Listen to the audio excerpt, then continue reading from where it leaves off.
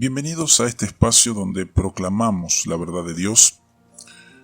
Hoy hablaremos del tema central de toda la Escritura y de nuestra fe, el Evangelio de Dios. Este es el mensaje más glorioso que jamás puedas escuchar, porque nos revela quién es Dios, quiénes somos nosotros y cómo Él ha provisto salvación a través de su Hijo Jesucristo. Te invito a quedarte y reflexionar en esta buena noticia que tiene el poder de cambiarlo todo. Comencemos. El mismo nombre del Espíritu Santo nos enseña otro oficio que esta tercera persona de la Trinidad desarrolla en la liberación del hombre. La palabra espíritu, igual que sus equivalentes en hebreo y griego, está relacionada con el hálito que indica la presencia de vida. El Espíritu Santo es la fuente de toda vida, y en particular de la vida espiritual. He aquí la grandeza de la obra del Espíritu, que da vida a los muertos. Y Él os dio vida a vosotros cuando estabais muertos en vuestros delitos y pecados. Efesios 2:1. Y a vosotros, estando muertos en pecados y en la incircuncisión de vuestra carne, os dio vida juntamente con Él, perdonándoos todos los pecados. Colosenses 2:13. Carlos Spurgeon, sostenedor de la necesidad de la obra del Espíritu Santo, predicaba de esta manera: Pecador, pecador inconverso, te advierto solemnemente que jamás puedes por ti mismo nacer de nuevo. Y aunque el nuevo nacimiento es absolutamente necesario, te es completamente imposible, a menos que Dios, el Espíritu Santo, lo haga. Haz lo que sea, y aún en el mejor de los casos, habrá una división tan ancha como la eternidad entre ti y el hombre regenerado. Es preciso que el Espíritu de Dios te cree de nuevo. Tienes que nacer de nuevo. No olvidemos jamás que la salvación de un alma es una creación. Ahora bien, nadie ha podido jamás crear ni una mosca. Solo Jehová crea. Ningún poder humano o angélico puede inmiscuirse en este glorioso terreno del poder divino. La creación es campo de actividad de Dios. Ahora bien, en todo cristiano hay una verdadera creación, creados de nuevo en Cristo Jesús. El mismo poder que levantó a Jesús de los muertos, la mismísima omnipotencia sin la cual no podrían haber existido ni los ángeles ni los gusanos, ha de salir nuevamente de sus cámaras y efectuar una obra tan grande como en la primera creación, para hacernos de nuevo en Cristo Jesús, nuestro Señor. La misma iglesia cristiana trata de olvidarlo constantemente, pero toda vez que esta antigua doctrina de la regeneración es presentada de modo categórico, Dios se complace en favorecer a su iglesia con un avivamiento. La vida espiritual es un cambio radical en el corazón y en la naturaleza del hombre. Es un nuevo nacimiento, es libertad. Los hijos de Dios no son engendrados de sangre, ni de voluntad de carne, ni de voluntad de varón, sino de Dios. La nueva vida se efectúa por obra y gracia del Espíritu Santo. El hecho de que es el Espíritu de Dios quien da el poder para la salvación es algo que se ha olvidado en gran parte, incluso en muchas iglesias. Un ejemplo clásico en la historia de América Latina es el de los conquistadores, quienes practicaron un evangelismo belicoso. La forma usada por ellos casi universalmente era primero anunciarle al monarca de los indios, a los cuales iban a atacar, un sumario de la fe cristiana, exigiéndole sumisión al emperador y a la fe cristiana. Si el monarca rehusaba, como por anticipado se tenía la seguridad de que lo haría, entonces los conquistadores consideraban justificado usar la fuerza. Siguiendo este criterio, en el Perú, en la mañana del traicionero ataque contra Cajamarca y de la captura del Inca, el fraile dominico Valverde se presentó ante el monarca Atahualpa, llevando la cruz en la mano derecha y la Biblia en la izquierda, y pronunció una homilía adaptada de un modelo compuesto por los teólogos y jurisconsultos de la época.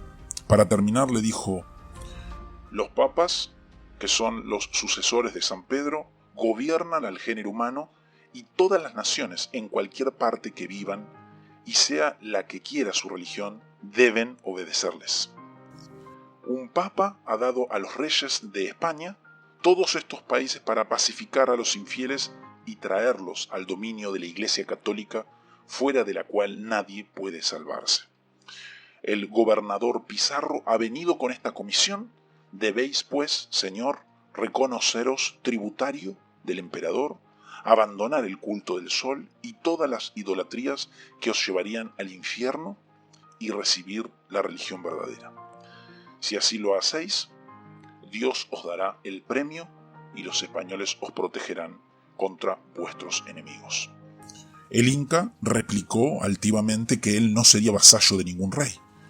Negó además el derecho del Papa a distribuir tierras que no le pertenecían y rehusó cambiar su dios Sol por otro dios.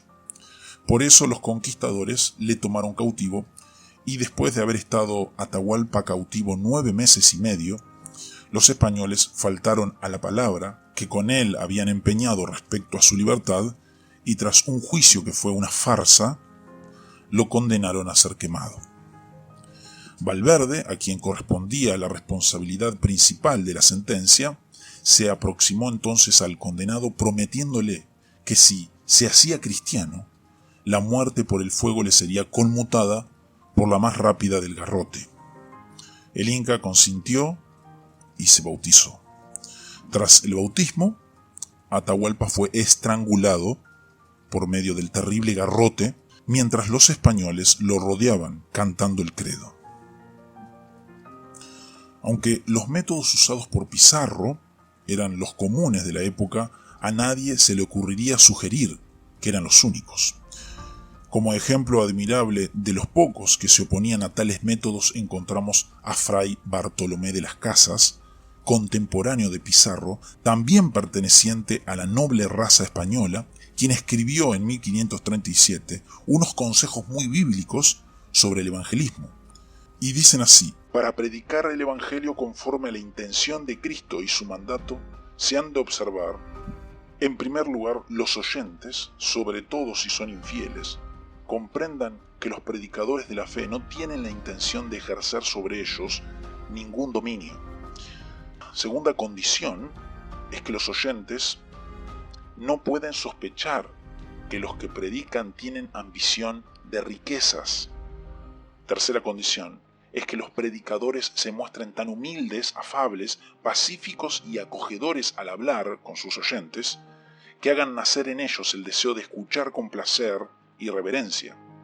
Fray Bartolomé de las Casas, de la única manera de conducir los pueblos infieles a la verdadera religión.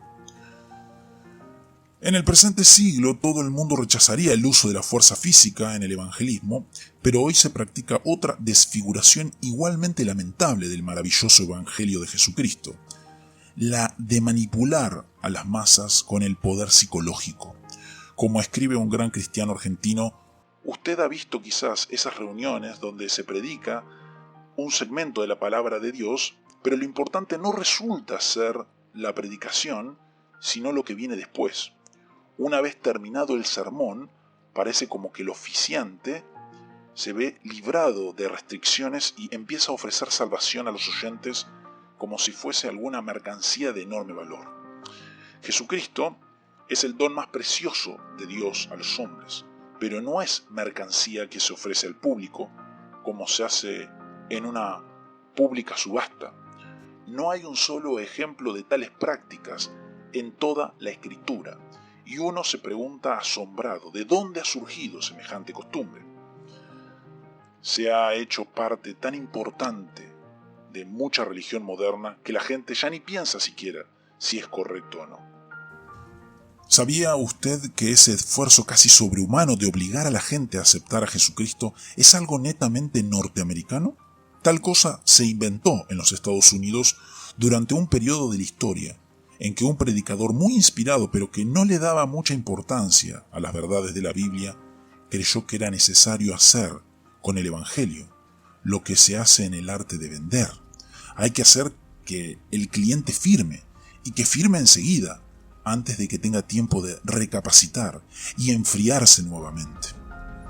¿Cómo puede un hombre que ha nacido en pecado y que ha vivido su vida entera en pecado tener la capacidad suficiente como para aceptar a Jesucristo así nomás? ¿No es acaso la obra del Espíritu Santo la que lleva a un hombre a entregarse a Jesucristo? Cierto es que no puede ser jamás la influencia de un hombre elocuente o estrategias influyentes. Esto abarata la religión estupenda que costó a Jesucristo su misma sangre. Religión, ciertamente, pero con frecuencia desciende a los niveles de la religión barata.